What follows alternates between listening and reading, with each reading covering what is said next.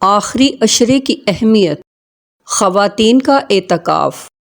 روایت ہے سیدہ عائشہ رضی اللہ عنہا سے، نبی کریم صلی اللہ علیہ وسلم اپنی وفات تک برابر رمضان کے آخری عشرے میں اعتکاف کرتے رہے، اور آپ صلی اللہ علیہ وسلم کے بعد آپ صلی اللہ علیہ وسلم کی ازواج مطہرات مسجد نبوی صلی اللہ علیہ وسلم میں اعتکاف کرتی رہیں۔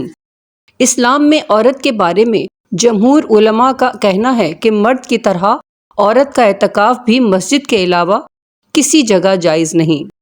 صحیح بخاری 2026۔ جو لوگ عورتوں کو مسجد اور عیدگاہ میں آنے سے روکتے ہیں، حالانکہ رسول اللہ صلی اللہ علیہ وسلم نے عورتوں کو مسجد اور عیدگاہ میں آنے کی اجازت دی ہے۔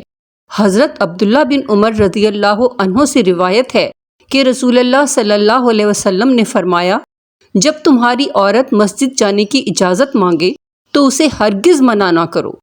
صحیح بخاری حدیث نمبر 873۔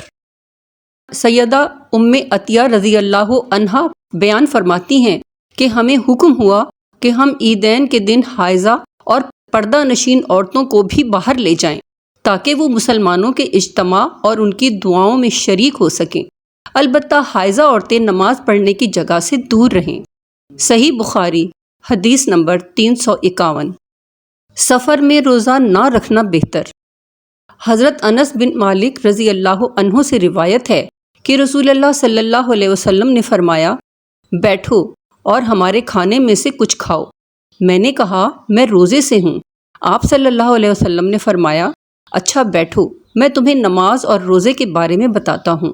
اللہ نے سفر میں نماز آدھی کرتی ہے اور مسافر، دودھ پلانے والی اور حاملہ عورت کو روزہ رکھنے سے رخصت دی ہے۔ سنن نبی داؤد 2408۔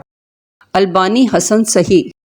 اللہم انکا عفو تحب العفو فاعف عنی، صدقہ فطر عید سے پہلے فرض۔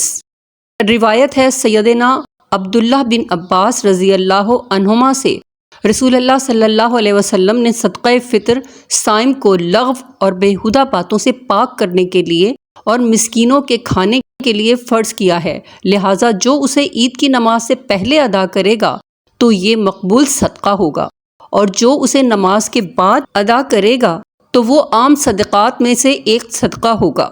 سنن نبی داؤد 1609۔ تکبیرات: اللہ اکبر، اللہ اکبر، لا الہ الا اللہ واللہ اکبر، اللہ اکبر وللہ الحمد۔ مصنف ابن ابی شیبہ 5694۔ اللہ اکبر کبیرہ والحمد للہ کثیرہ وسبحان اللہ بکرۃ و اصیلا۔ صحیح مسلم 1358۔ حضرت واصلہ رضی اللہ عنہ فرماتے ہیں کہ میں نے عید کے دن نبی کریم صلی اللہ علیہ وسلم سے ملاقات کی اور میں نے کہا، تقبل اللہ منا و منکا، اللہ تعالی ہمارے اور آپ کے نیک اعمال قبول فرمائے۔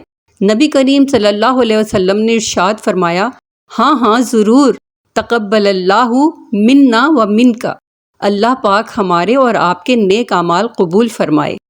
سنن البہیقی للکبریٰ 6088۔